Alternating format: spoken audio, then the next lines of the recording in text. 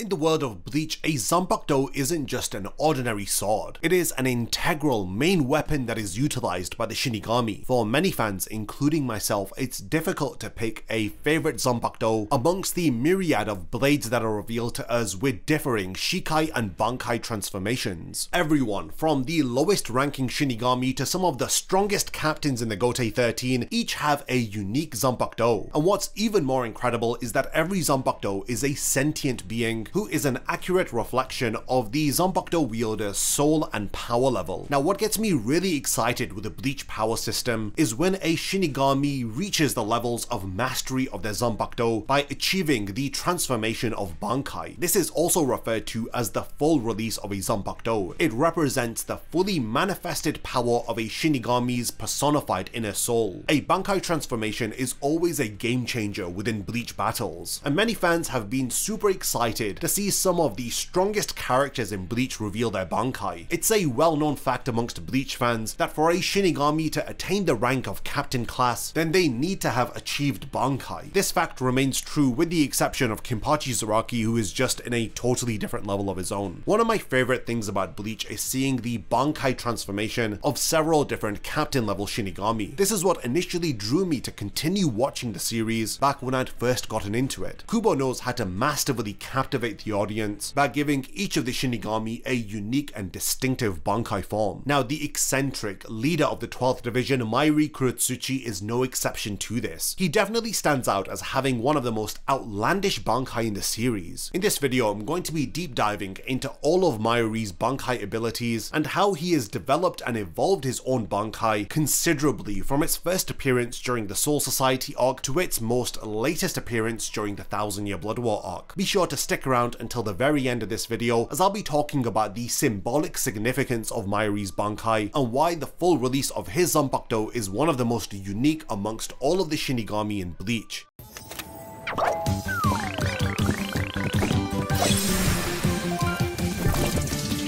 Discover the Undead Collection and be amongst the very first to join us on our journey over at getsuga.com.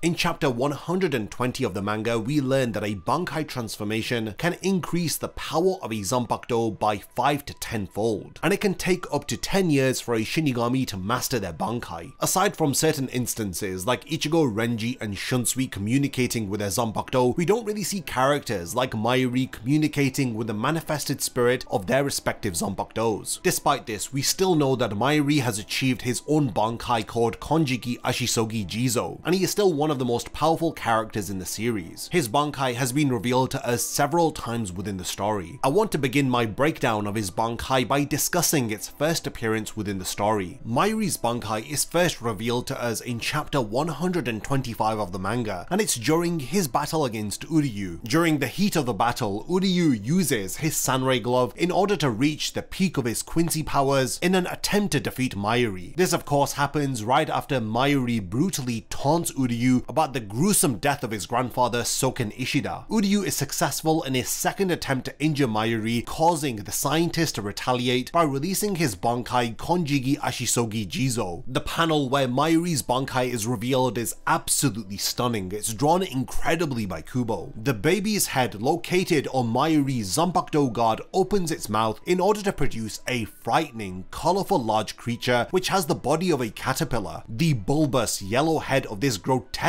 creature has two large white eyes with no pupils whatsoever. It's honestly amazing to witness this transformation, and I have always asked myself, why is there a silver halo hovering above this creature's head? And to top all of this off, this halo has two bells on either side. Beneath the body of this caterpillar baby monstrosity is a collection of swords. This Bankai is truly the stuff of nightmares, as the razor-sharp blades are sure to violently slice through any opponent within its reach. Within this form, the creature that is Konjiki Ashisogi Jizō is able to hear and follow the commands of Mayrui, as the Shinigami explains to Uryu that his Bankai sprays a lethal poison that is made from his blood. This poison will spread to a 100-mile radius and it is impossible to avoid. Obviously, the poison does not affect Mayrui or Nemu. Following the battle with Uryu, we find out that there is a cure for breathing in this poisonous gas. The only two people who possess the antidote are of course across Nemu and Mayuri. In chapter 126, we find out that Nemu keeps the antidote hidden within her uniform. She has it carefully tucked away beneath the badge on her left arm, whilst Mayrui keeps his antidote hidden somewhere on his body. Now, what is so deadly about the poison emitted is the fact that even if an individual does not inhale the deadly gas, it can still work its way into the bodies of individuals by permeating through their skin. In chapter 304, when Mayrui uses his Bankai again, both Renji and Uryu inhale the poisonous gas. Uryu believes that he has probably developed antibodies against it, but this quickly appears not to be the case. Uryu of course had immunity to an older version of the poisonous gas, but Mayrui, being the scientist that he is, always changes the composition of the poison following every fight in an attempt to stay one step ahead of his opponents. Throughout the course of the story, Mayrui has plenty of opportunities to showcase the abilities of his Bankai, especially during the final arc of Bleach. During Mayuri's battle against the 8th Espada Xylopodograns, Mayrui releases his Bankai and uses it to devour the Espada. The Arrancar proves to be very formidable as he uses the rebirth power of his Resurrection in order to implant himself within Nemu's body and to return to battle. As Mayrui then taunts his opponent, Konjiki Ashisogi Jizō appears from behind in order to attack its master. This is definitely a massive shock and everyone present is stunned at this strange turn of events. Mayuri's own Bankai is being used against him. Breaking into a hysterical bout of laughter, Xylopodor begins to explain how his own powers work. If his body is devoured, then it will invade the nervous system of whoever consumes it. This even includes biological creatures created from a Bankai. This appears to be a weakness of Mayuri's Bankai. The fact that it is a living organism means that it's susceptible to attacks on its nervous system. Konjiki Ashisogi Jizō then explodes out of nowhere as Mayuri reveals to his stunned opponent that he was able to modify his Bankai so that it would self-destruct if anybody had attempted to use it against him. Mayuri's Zanpakuto then reverts to its sealed state. Now this is fascinating because we don't really see any other Shinigami being able to modify their own Zanpakuto in such a manner, but this is to be expected from the mad scientist Mayrui. After all, he is an expert when it comes to modifications and experimentation. Mayrui further demonstrates his skill of modifying his own Zanpakuto during the 1000-Year Blood War arc in chapter 637. When the left arm of the Soul King Pernida appears onto the battlefield, Mayrui and Kinpachi both initially struggle on how to combat it. As expected from the captain of the 11th Division, Kinpachi dives straight in for the attack, but he gets his arm folded, which he then proceeds to cut off. Relentlessly pursuing the attack without knowing the Quincy's powers, Kinpachi is put down temporarily by Mayrui. He stabs him in the back using a new form of Ashisogi Jizō, activating an ability called Fear Factor 4. This involves Mayrui making his Zanpakuto open its mouth in order to scream. Anyone who doesn't have Mayuri's blood, who hears the scream for longer than 4 seconds, ends up being paralyzed. This is different to Mayuri's Zanpakuto ability, which simply stops the neural impulses of movement. This new power, Fear Factor 4, completely paralyzes anything biological. Mayrui had used his modified Shikai in order to learn some essential information about his opponent. He is able to deduce that the source of Pernida's power is in the nerves. The left arm of the Soul King is able to sink his nerves into his enemy's body and forcefully control their movements. This information is then utilized in order to create an alternative form of his Bankai, which he refers to as Konjiki Ashisogi Jizō Matai Fukuen Shotai. This new version of his Bankai has an even stranger design than its previous iteration. His new Bankai takes on the form of a monstrous, overweight, purple-skinned baby dressed in a golden loincloth. The head is completely out of proportion with pure white eyes, and there appears to be 2 horns protruding from the side of its head. Each of the horns form to make a balancing scale, which are holding up large boxes, and the baby's belly has a large vertical gash within the center with the kanji text for the word conceal written across its stomach. The purple baby rests on a large pile of thick umbilical cords with visible veins. Now, I'm completely blown away by this incredibly unique design, and I'm really interested to see how this is going to be animated within the 1000-Year Blood War arc anime. Mayrui proceeds to explain to a horrified Ikkaku and Yumichika that his Bankai's power is to give birth to a new Ashisogi Jizō based on the data that he accumulates during battle. The modified Bankai screams loudly as a new form of Konjiki Ashisogi Jizō is literally birthed from its old form, as Mayrui explains that this new iteration version of its Bankai has all of its nerves exposed on the surface of its body. It looks super painful when you observe closely just how many nerve endings are protruding on every inch of its body. Mayrui states that this new form goes through excruciating pain whenever its body comes into contact with the ground or the air. He casually dismisses this and highlights that what is important is the fact that these surface nerves are divided into 70,000 layers. Even if Pernida's nerves were to penetrate its body, this would only affect the surface layer of nerves. In chapter 640, we see just how long this modified Bankai is able to stand against an opponent. When Konjiki Ashisogi Jizō devours Pernida, Mayrui seems extremely ecstatic with the result. However, Pernida is able to break free by exploding itself out of Ashisogi Jizō's body. Chapter 642 reveals some important information as to the way in which Mayrui had created his Bankai. During a brief flashback to Nemu's childhood, we learned that Mayrui and his lab workers were conducting extensive research for a project called the Nemuri Artificial Soul Project. In the beginning, it was one failure after another. The first attempt to create life had resulted in a brain being developed. As subsequent technologies were implemented, the fifth attempt had developed all the way into a fetus. Using this technology is what had allowed Mayrui to create a modified version of his own Zanpakuto, and this is how he ended up becoming a captain of the 12th Division. This definitely explains why Konjiki Ashisogi Jizō is manifested as a gigantic baby, as it's a byproduct of the Nemuri Artificial Soul Project. I really love the modified version of Mayuri's Bankai. The ability to create modified versions of Konjiki Ashisogi Jizō with new information and data that Mayrui provides it allows him to create the perfect version of Konjiki Ashisogi Jizō, which is able to counter the specific abilities of whoever Mayrui is facing off against. Mayuri's Bankai takes up the form of a caterpillar-shaped monstrosity. It is a Bankai that takes up the form of a living biological weapon that has lost all sense of control. There is a lot of symbolism when it comes to Konjiki Ashisogi Jizō. We are aware that a Bankai is the reflection of a Shinigami's soul. The body of his Bankai takes up the form of a caterpillar. We know that caterpillars cocoon themselves and then eventually emerge as a butterfly. The fact that Mayuri's Bankai takes up the body of a caterpillar could suggest that Mayuri's soul is one that is yet to reach its full potential. The theme of perfection is closely tied to Mayuri's character. Perfection is a state that he loathes, because it distracts a scientist from constantly evolving and improving. If they believe that they have already reached the pinnacle and have attained perfection, then there is nowhere else to go from there. The caterpillar body of Mayuri's Bankai is contrasted against the resurrection form of Xyle, who is the scientist that Mayrui is contrasted against during the Arrancar arc. Xyle resurrection was butterfly-like, complete with painted wings. When this form was consumed by Mayuri's Bankai, Xyle went through a cocoon-like stage while he was implanted within Nemu. He ended up hatching himself again into his butterfly form, fully reborn. At this time, he had claimed that he had attained perfection, not by overcoming death, but by making it a part of his own life cycle. Ultimately, Xyle